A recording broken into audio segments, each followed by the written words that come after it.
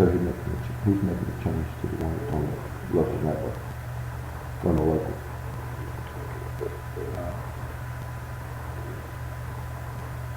Is that a part of Okay.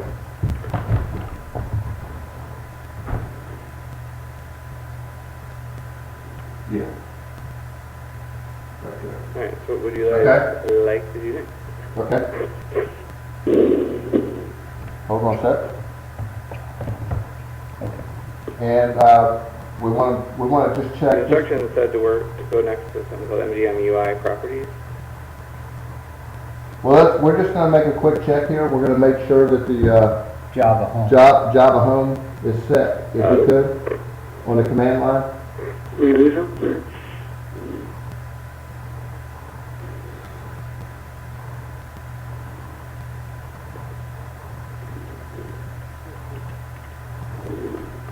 Oh. You there? Sorry. We want to make, sorry about that.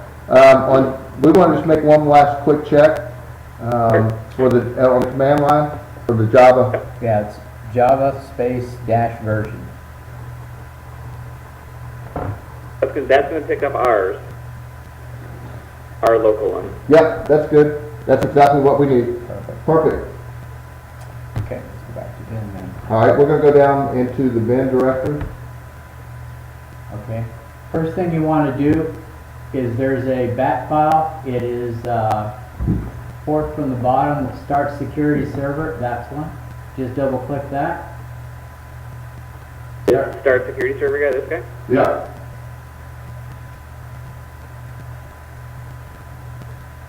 Awesome. Okay, then the next thing you'll do is start the web server. This the next one down? Yes.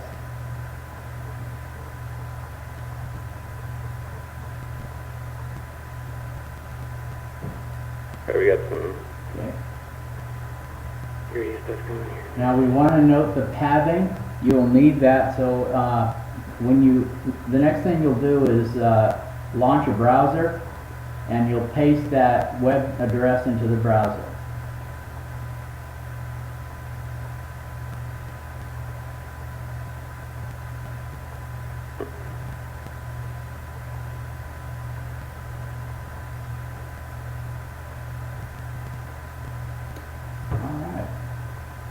Now, by chance, could you give us control at this point so we can go ahead? Yeah, if you right click anywhere within that WebEx thing, there's a choice that says ask to control or something to that effect.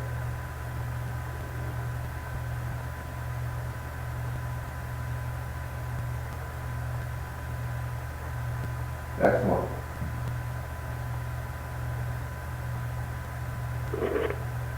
So what you're seeing here is the initial window, Correct.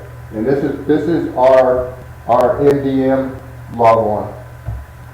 There's two log ons. The first one is to log on to MData Manager. This has no connection to your direct connection to your database or anything within your application. It's strictly Right. as it relates to MData Manager. All right. So I just keyed in the username and password. The next thing that we do in order to run the validation is simply go to process control and CCNB val, which is what you're currently licensed for or will be licensed for, is the only thing showing. And double click on that. Now what we need here is the address for CCNB, the username and password and the database. Perfect. Now just hit run. We don't use additional parameters at this point. We'll show you how to use that. The additional parameters are going to be used if you want to run subsets of the DIA, not run a full version of the DIA, but run certain specific functional areas.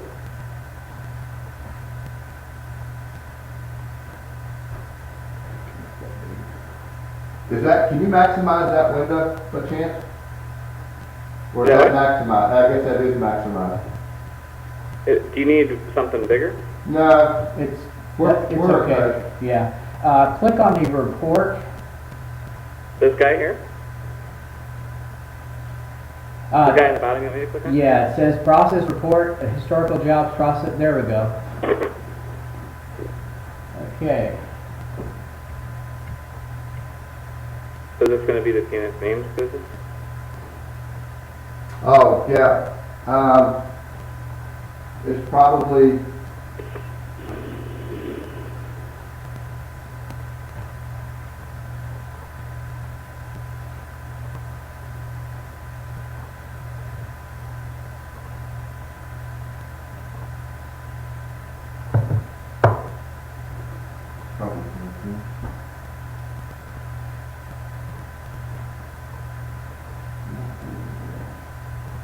okay.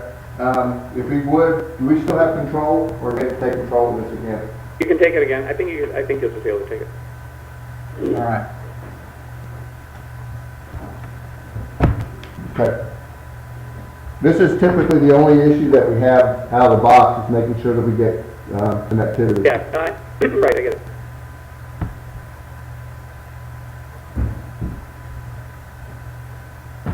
It doesn't seem like you guys are picking up this computer's Oracle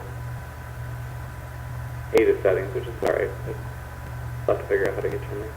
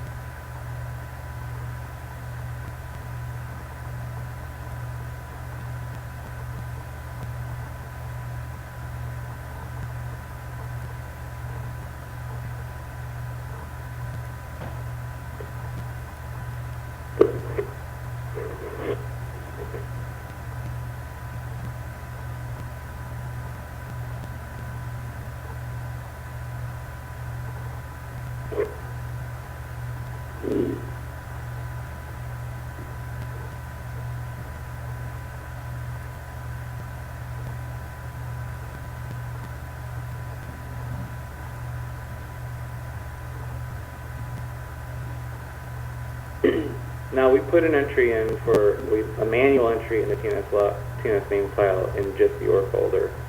I did not edit the one that was in this real client folder, so we could do that too. Yeah, it might be either that or just copy. Yeah. Hold on. Let me do it. Hold on for just one second.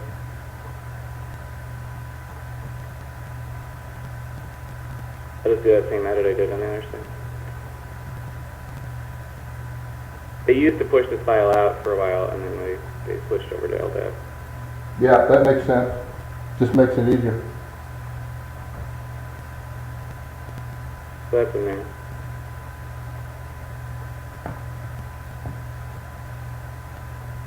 Now that one is the same as the local one that we had created for you guys. Same thing.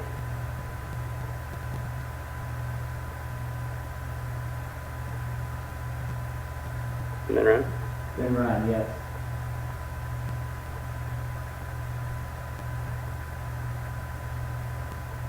Now we'll go to second report. Go ahead and go to that report.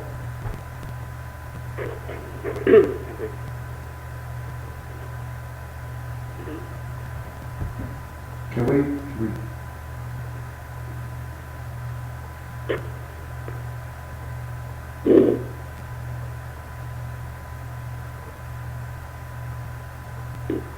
So to be fair, I interrupted you. So what were you going to try to do when you tried to?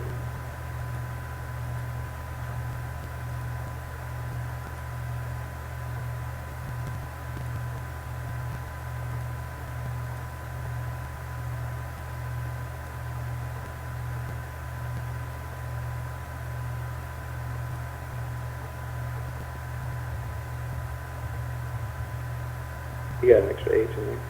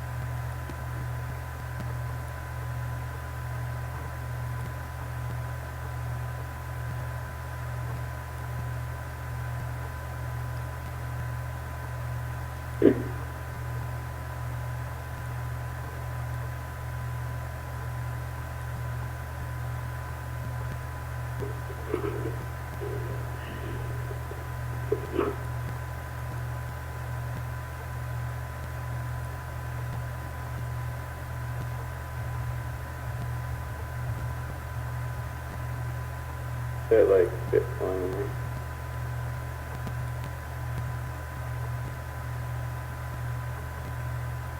In that other file, I did make a line that had only 003 by itself instead of adding our NIGAS domain in there.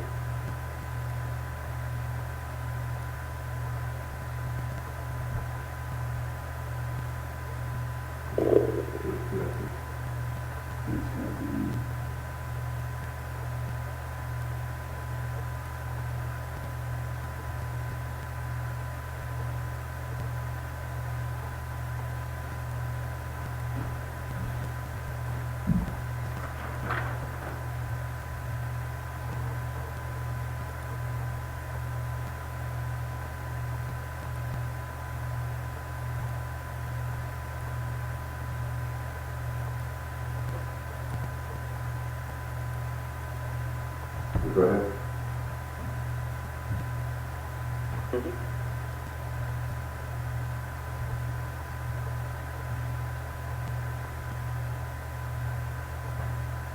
All right, that's good.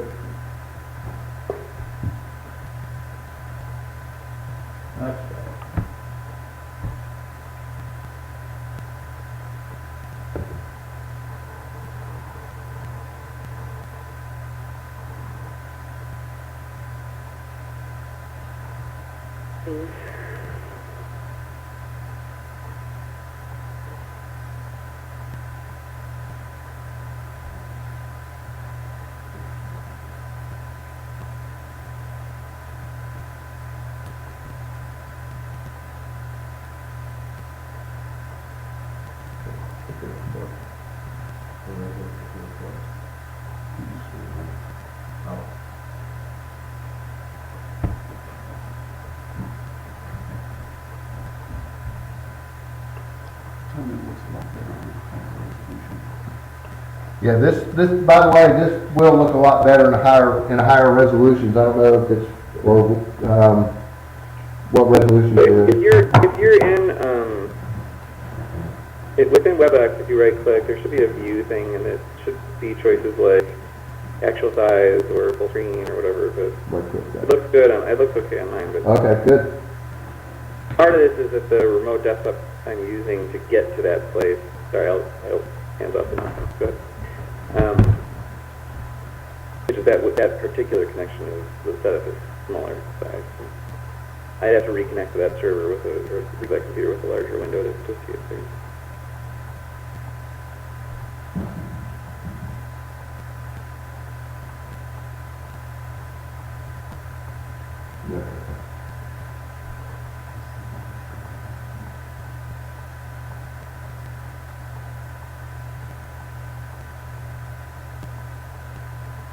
Here, hold on. Let me just do something real quick. Just, I feel like fucking want to get the very best We can hear. Good, okay.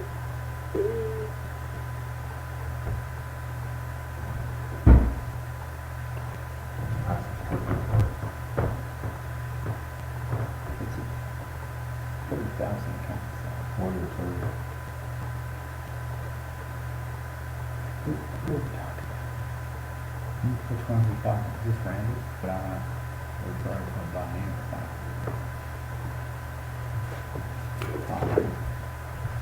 But I'll give you a little bit more.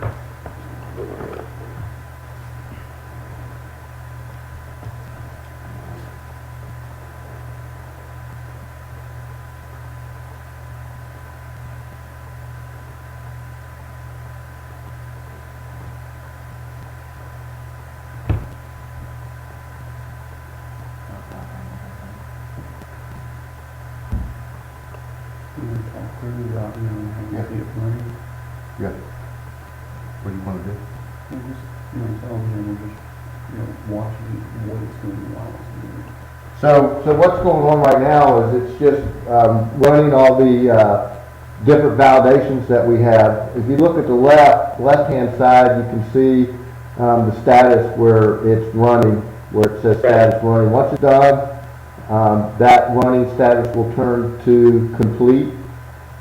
This is running maximum of, oh, how many threads? 10, probably 10 threads right now. We can bump that up depending on your hardware. It's not based on where the MData Manager is installed. It's based on the server that the database is installed on.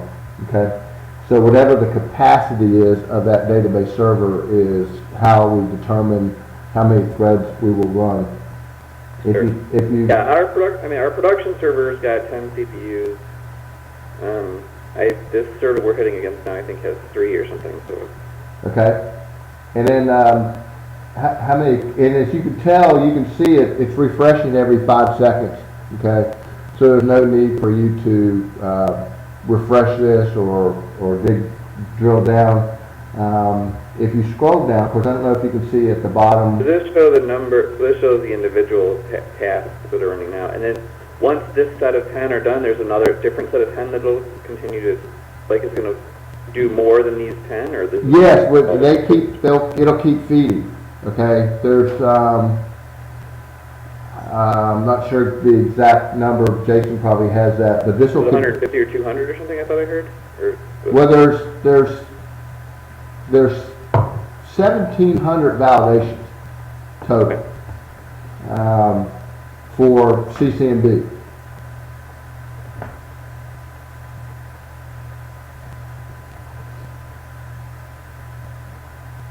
Can we scroll down and look at the reports that's running? Not the actual output, but what's, the process of each. How do we tell that these steps are actually completed? Well, if you scroll down Mhm. on process execution report, you'll see in the stages section. See if you can scroll down a little bit for us. Sure. In this one? I'm not. Yeah, right there. You can see down there at the bottom left-hand corner. Yep.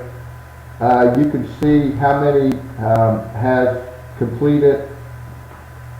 And at this point, because of what the size of it, every time it refreshes, it's actually going to go back up.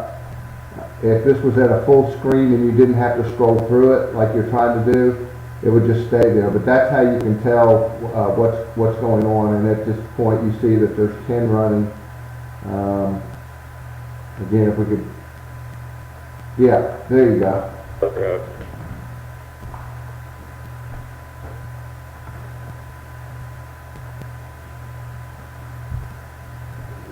So that number should be changing. Is it? I don't see it changing yet. Still 281.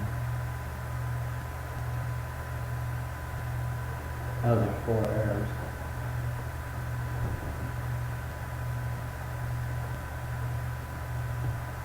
Okay, we're just popping through.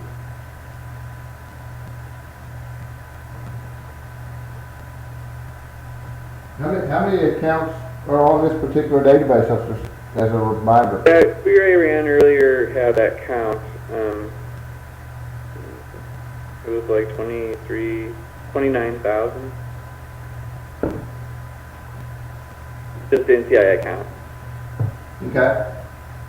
But that's not to say that some of the other or some other tables may have leftover data from previous tests or something. I mean, it's a development database that can have various things going on. Yeah, so typically we see this on larger databases completing within minutes. Like when we're running this at another client site with 150,000 accounts, it's typically completing within 2 minutes or 3 minutes. Welcome tonight. Or 20. I'm sorry, Jason's correctly. 15 minutes. Okay.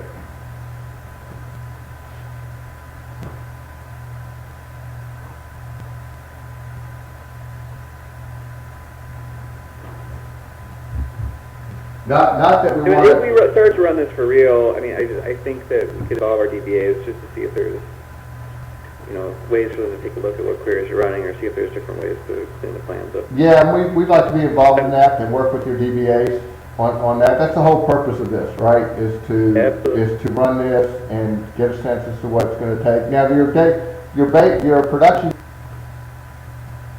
Nope, you're talking about 780,000. What account? Yeah. We have 2.2 million. For this particular instance of CCMB? The one that we're in here, right, like this dev one that we're talking about has 29,000 accounts. Yeah, but I'm sorry.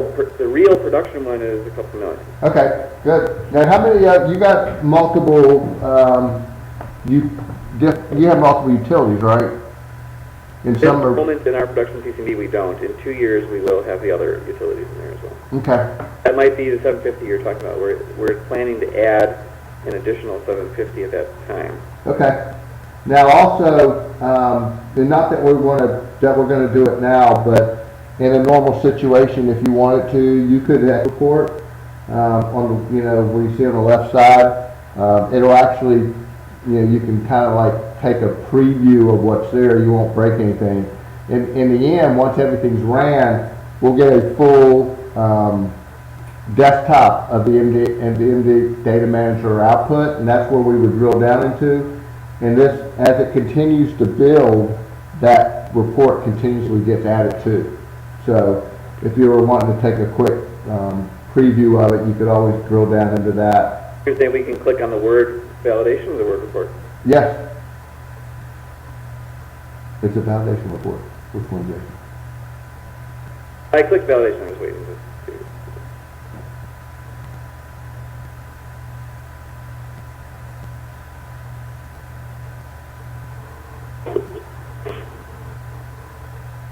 The validation is a list of all the ones that are running or have completed. You can see those. Okay. So you can see that we are seeing a few issues. If you hit the, go ahead and go back. All the way back or just up to the top? Go back to the job history at the top. And then, yeah, I'm sorry, I was wrong. Go back to the process and execution report. And if you hit the report down on the bottom left. Okay. And here's where it's starting to build the actual data for of the output. Once it's all completed, all those graphs will be filled in. We don't build the graphs until the very end. Yeah, I think so. So that's just to give you a sense as to while it's going through here. It's not totally completed in terms of where we're going to end up with the percentage of issues and the health of, when you're comparing the health of everything. But the big issue is, like, if you were to look at the left-hand corners where you have the critical, medium, low, and then overall total, we could actually drill down into that while it's running, and you can actually Yeah, that'll give you the links to the different things that are out there. So that just gives you an idea of what's taking place right now. Now on this screen, it doesn't seem like it shows the count of the number of issues it found, right? Or this is the number of issues it found. Yeah, the first,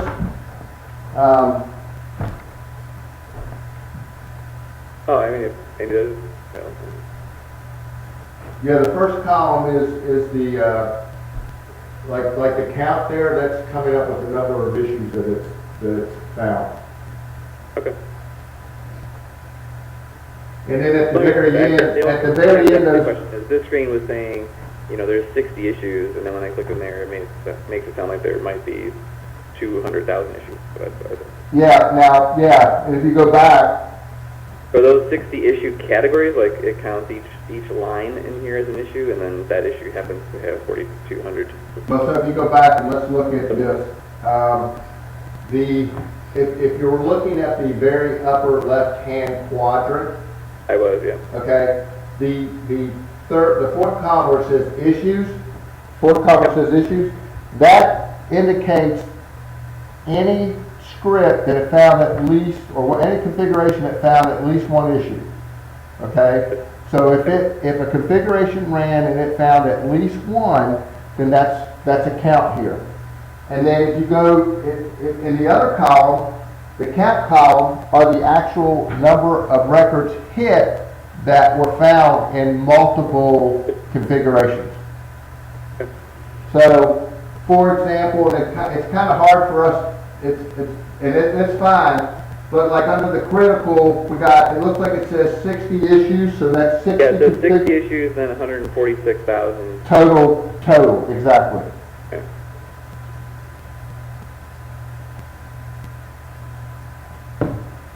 So we can go back to the report itself and see where we are. So we're up 672. It looks like it's completed. And this ready number, as it says 900, that's the list of ones that are queued up. Yes, exactly. We're almost a half.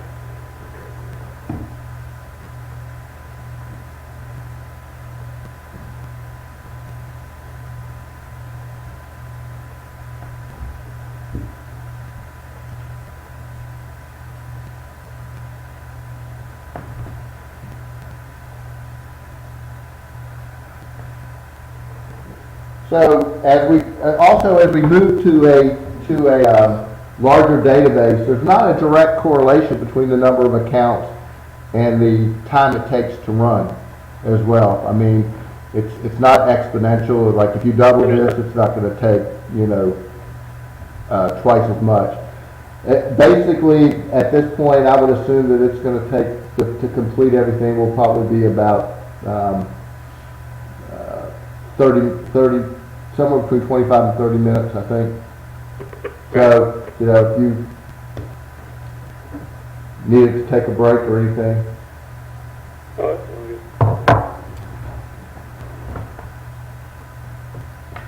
So, do you have any questions about what's going on while we're waiting?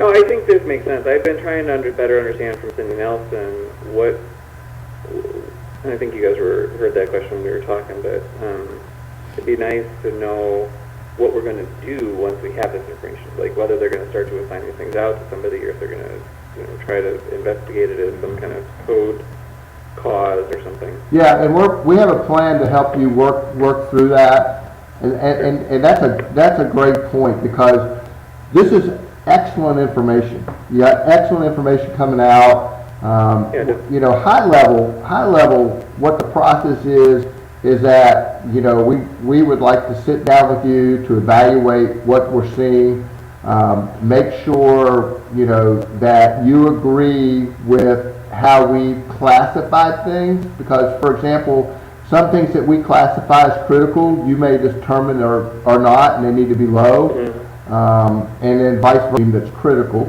okay? We also would like to work with you on potentially existing validation or issues that you guys are aware of and add that to the process. We could, quickly add a custom layer to add anything that you would want to add to it.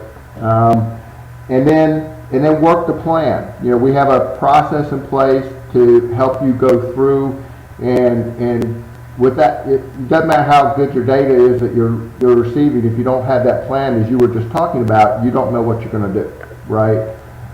So in the first steps is that, it's kind of like sometimes it's shock as to how much these are coming out, but as you work it, you're definitely going to see those numbers drastically come down.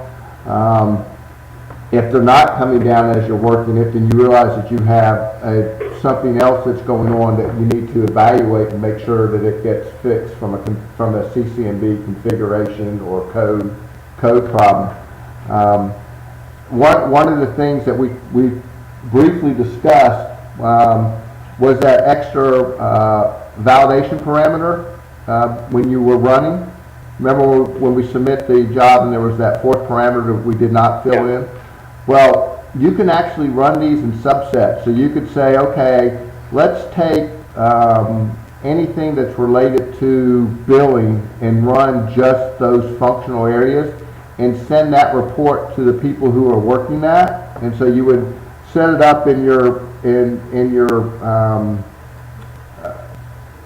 batch scheduler, and you would run that group of processes, and then set it up to have the reports, a link to the report automatically emailed to the people who are working it. So that's another way that we can sit there and work with you and try to figure out who's working what and how to eventually get the reports to the right people at the right time without any manual intervention. When we were looking at these reports, we're looking at them through this local web server.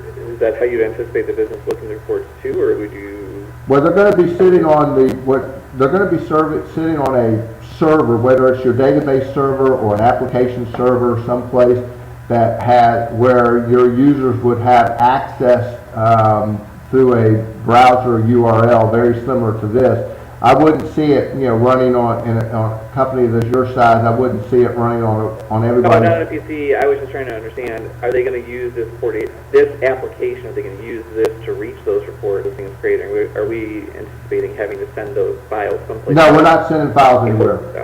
That's all based on if the correct ports are open for those users. That's what we do. We do not want to be sending these files out to anybody. Unless you wanted to, but it's just a... I'm just asking. Just trying to understand the process, because then we'd have to be creating user IDs and things for them to log into this tool. Right. And they don't have to... And they don't... Is it thing to have the business, business people reading reports and IAS or something, people running jobs, or is it all just one access level? It depends on how you guys set it up, right? You can have if you want to run a manual version of this, you could give out the MDM Manager user ID and password and access to run it. But typically for the DIA itself, it's going to be, scheduled, and then the URL reports disseminated to where you need it to go to. Yeah, sure. The heart of my question is, if I give them access, or if I give them an ID to log in and use this thing, my question is just, do they have the right to click around and go run reports without us knowing, or run a job or something? They would if they had their Oracle user ID had direct CIS read permissions. Is that so? You're asking if they? Yeah, my question is really about roles inside of this tool. So we do have roles within the tool itself. So you would if you wanted users to run this directly, then they would have access to the application. You would set up an individual rule for those people that you want to be able to run on their own, and give them access to the different products that you license. I think that's maybe what you asked. If not, I'll let someone else answer. So, so just a couple of things. So the URL will be disseminated to an email. You don't need a log on for that, okay? So if they have access to the report will come up and they can work that. Each functionality, whether it's the data integrity assessment, risk management that we're running, copy, count, replicate, snapshot, refresh, those are things that you give each individual data manager user access to. So one person could have access to run reports, but not be able to run any of the other features that you guys will license or eventually license. From that standpoint, then they would need to have a Oracle user ID with CIS read capabilities to run the report.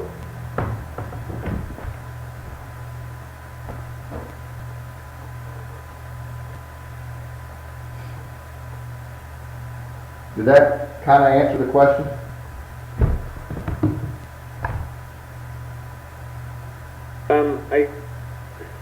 I just don't want to interrupt anything in here to log out or log back into somebody else. I guess I'm trying to think if I'm hearing you right, you can configure this. It'll send our business users an email or somebody, our business support people an email that says the report is complete, right? So it's 40 minutes and the report's done. And they click on that. They won't have to log in to anything special to see the report. Execute a new job. That's correct. That piece, what you just said, is correct.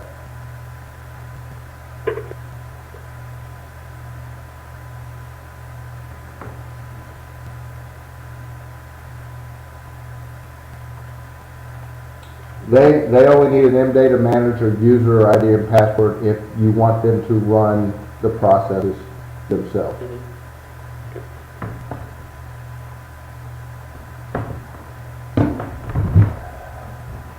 And you were mentioning automating some of these runs. So we clearly clicked around and clicked some buttons inside this UI to make the report run, but you have command line versions of the same kind of Yes, we do.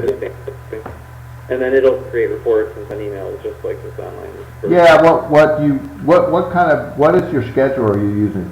We have a thing called Control M from BMC. And does that process allow you to send emails based on completions and have access to? It does. It has a whole screen. It has, physical jobs. It'll turn green or red depending on what return code they come back with. And so basically, we would configure that, help work with you to configure that to have the emails go out based on successful completion of the runs, and help you configure, if something were to go wrong, where that email goes to. So just basic batch process.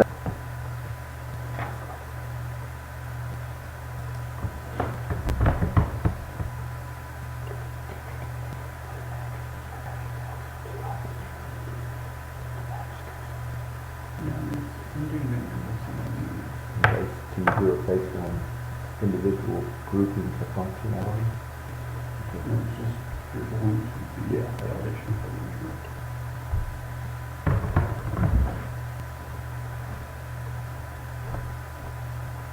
Looks like we're at 200. So it looks like it's plowing through a lot quicker on these items right now. Yeah, it's only got 100 left.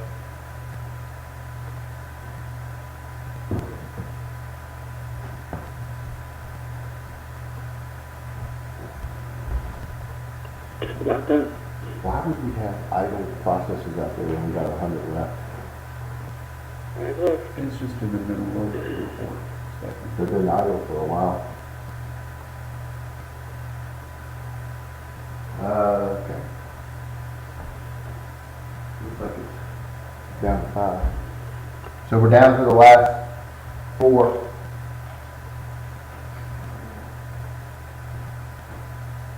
What are the error counts here? We'll have to look at those. There could be a configuration issue for an individual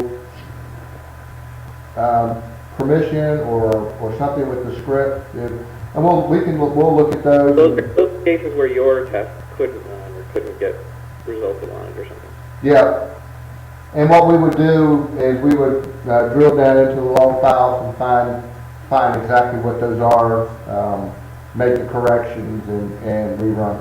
We'll do that before we go into the full run test, make sure that we knock those out. Okay. What, just looking at this report on another screen, so what is this SLA thing? Well, so the SLAs, they're basically service, an SLA may or may not be the term you want to use, but and again, this is something that's configuration. It's more time-based, whether it's like a service orders that aren't getting worked in a timely fashion, you know, or bills that aren't going out in a timely fashion. There's like bills that are out there that may be waiting to go out for 3 months, or the account hadn't been charged for active account hadn't been charged for 3 months. Those type things that are based on time frames are typically SLAs. That's all configurable. You can take any of the configuration scripts and throw them into the SLA buckets, or remove any that you would like to as well. Did that kind of answer the question? Yeah. Okay, number 3.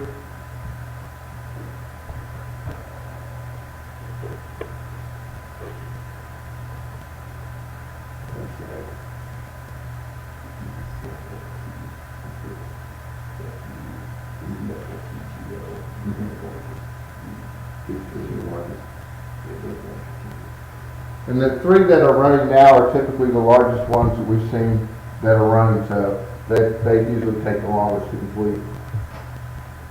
And as you notice, obviously, as we work our way down, all the other threads are sitting idle, and nothing's running on those.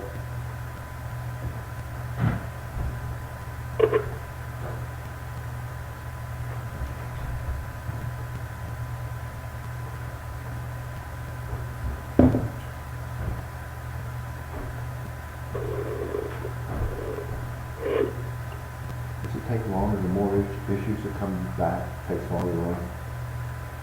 Also, as you run this, the more issues that you find, obviously, it is going to take a little bit longer to run, because it's writing out the files. As we whittle those down, definitely going to speed up the overall process in terms of how long it runs. So here you're right, so if there's 1,600 of these, and say we want, if for some reason we find that this does take too long, right? Universe where that happens, and we hope it doesn't. There's ways to run subsets of these tests? Absolutely. So let's drill down into the report down there on the left, and then so you see the focus areas. Yeah, so that focus area, that's what I can type into that fourth option. Yeah, so you can run these based on one or multiple of these focus areas. So you separate it with a comma. So if you wanted to run like billing and financials and send that to your financial department, you would put in there bill. It actually would, the actual entry, not that you know it now, would be -TN, bill, comma,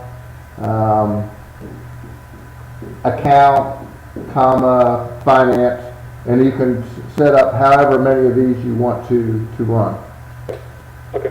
And so yes, you can break it down in that fashion.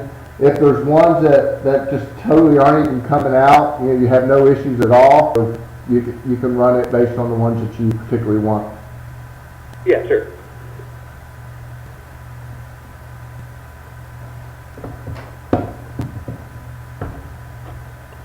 I was just thinking if at some stage we learn how long each one of these runs, and we say, well, every day I want to run this one, and it only takes 20 minutes, and it's the best report ever or something. If we didn't want to have it run for 20 hours every day just to get that one critical report, it's just nice to know that we can subset them or run them. Absolutely, absolutely. And we can break that down further. We could even, if you had, let's just say for, you wanted another group to run, we could set up another group and push those into your own configuration and just run those, okay? So we could, let's say you had you picked out 100 that you wanted, and they were under different functionalities, and you want those to run every night, then we could create a separate AGL script that just runs those, and just send that in, and if we can run just that, if that makes sense. It does. Perfect. I know for testing efforts and things, I know there's a whole series of controls and a whole series of validations they run to be able to kind of regression test comparisons and stuff. So I was just trying to think of things like that I know we already run and use our own comparison tools for and stuff. And we would love to have the opportunity to sit down with you and either maybe you provide those to us, and then we can go back and say, yes, this is included here. This is the one that takes care of that, or no, we don't have that. But if you want, we'll just seconds for us to add a configuration. It doesn't take us very long at all. And then add the ones that you would want to add that we don't already have. And that way it's complete. It's everything that we have plus everything that you have, and you just have one place to go. You're not running a bunch of different individual scripts if you can get away with running the ones that you want and have a centralized place to go to find the information.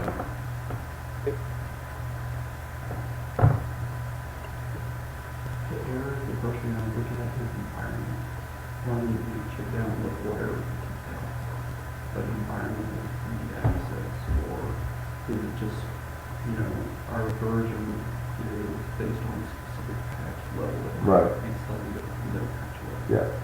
So getting back to the 14 that aired out, typically those kinds of issues is either access to a particular, read access to a particular table, or if it's not that, then it might be related to a particular patch version that we're running that's not associated to the patch version that you're running.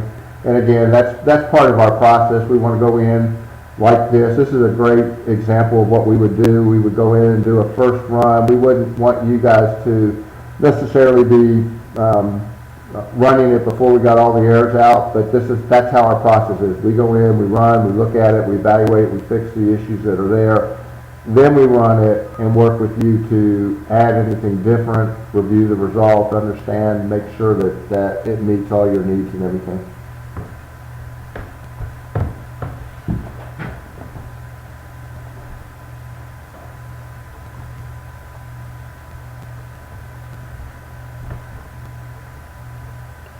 I don't think there's any way to break that down.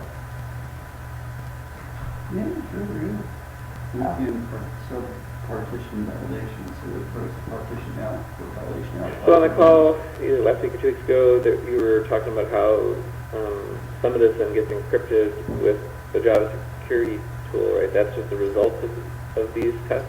No, that's not. What's being encrypted. What's encrypted is our configuration, our baseline configuration, and then we decrypt that as we submit the individual jobs that we're running. The actual output is not encrypted. Okay.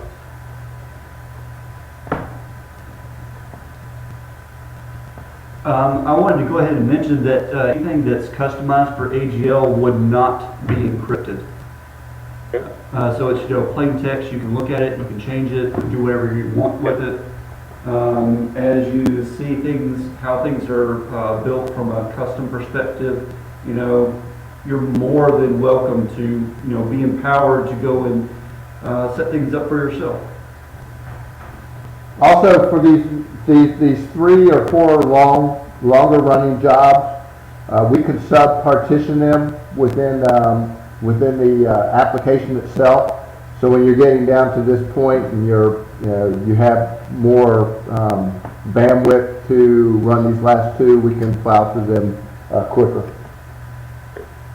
It'd be kind of interesting too if this had a general count of, there was 140 million FTGL records, and if it happens, how big it might be nice to have a status or a percentage or something. Yeah, at this point that doesn't exist. No, it's fine. Yeah. When we do get down into the details of everything, you are going to see all the hits that we did for each. How many times you hit a particular table. So there may be a pay seg table that, let's say, had 100,000 entries in it, and we may have hit it, multiple times, and you'll see that in the reports.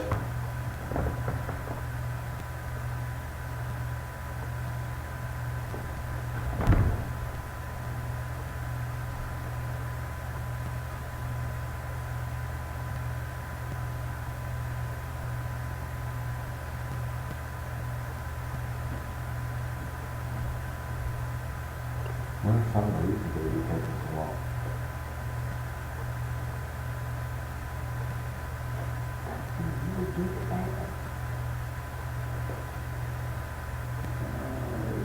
Just on the execution path, the local side of the shoe, if it's maybe used to break table space, and then going to query that's going to down.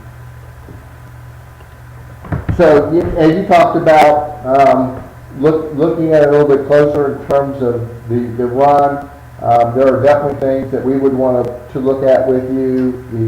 How table spaces are set up. What's the path of the select itself it's using. To take those and evaluate the longer running ones to be able to cut that down as well.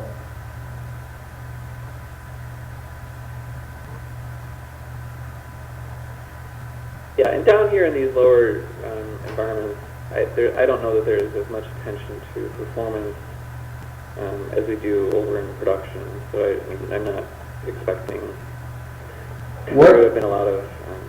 What about the copy of your? When we're going to be running this, on the full volume, I'm assuming that it's a copy of the full volume, correct? It is, yeah. And is that configured pretty much the same way as the production, or is it a scaled back version of it? I think by definition, the way that they snap the disk around, all the partitioning and all that kind of stuff is the same. The power of the system that runs it, though, I think is reduced. I need to get a little more detail on where they're actually going to have us run this. Okay. We have a full volume test environment that's over in Atlanta, not in Illinois.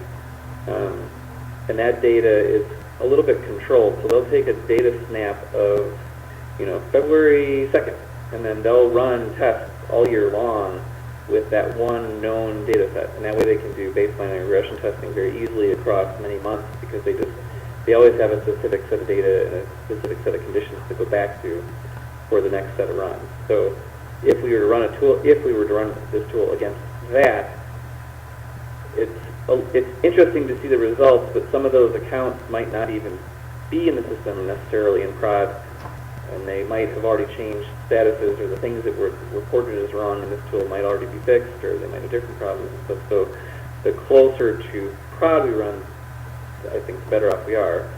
So we have that environment. That's our test, full volume test environment.